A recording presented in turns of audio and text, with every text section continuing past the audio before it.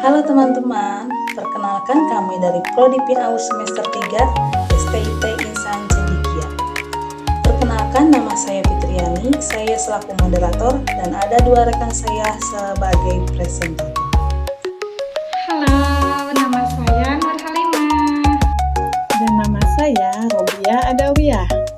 Kami dari kelompok 3 akan mempresentasikan tentang PowerPoint yang berjudul Emosi dan Proses Kerja Otak dengan mata kuliah Neuroscience dalam Pembelajaran dengan dosen pengampu Ibu Mai Rahmayani MPD.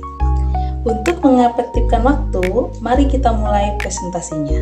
Kepada presentator, dipersilahkan. Emosi dan proses kerja otak. Apa itu emosi?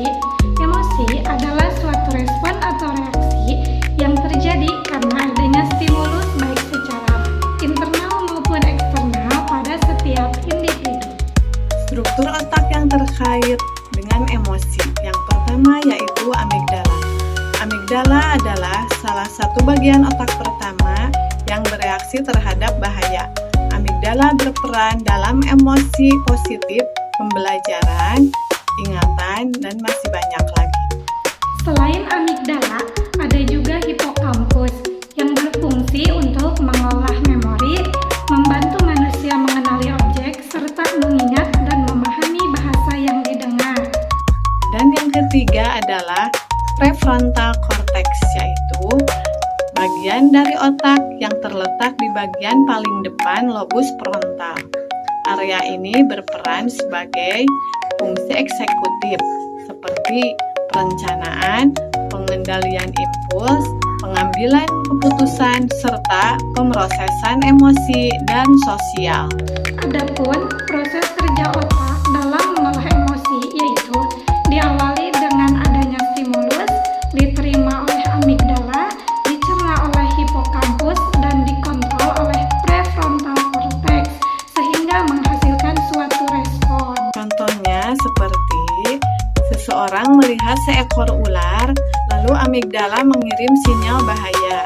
Kemudian hipokampus mengingat pengalaman buruk, kemudian prefrontal cortex mengontrol emosi, lalu merespon emosi atau rasa takut. Selain itu, ada juga jenis-jenis emosi, diantaranya yaitu emosi primer seperti rasa bahagia, marah, sedih, dan takut. Ada juga emosi sekunder seperti rasa bangga, malu, dan cemburu. Pada abad ke-20, Paul Ekman mengidentifikasi 6 emosi dasar, yaitu marah, jijik, takut, bahagia, sedih, dan terkejut. Sedangkan Robert Plutchik mengidentifikasi 8 yang ia miliki dalam pasangan yang berlawanan, yaitu gembira, sedih, marah, takut, percaya, jijik, terkejut, antisipasi. Emosi juga memiliki beberapa fungsi, diantaranya yaitu untuk memotivasi perilaku, untuk meningkatkan kesadaran diri, dan juga untuk memperkuat hubungan sosial. Dari presentasi tersebut dapat ditarik kesimpulan bahwa emosi adalah respon yang dihasilkan karena adanya stimulus. Selain itu, otak juga memiliki struktur yang terhubung dengan emosi, seperti amigdala, hipokampus, dan prefrontal cortex. Emosi juga memiliki peran yang sangat penting bagi kehidupan sehari-hari. Terima kasih kepada presentator yang telah menyampaikan materinya.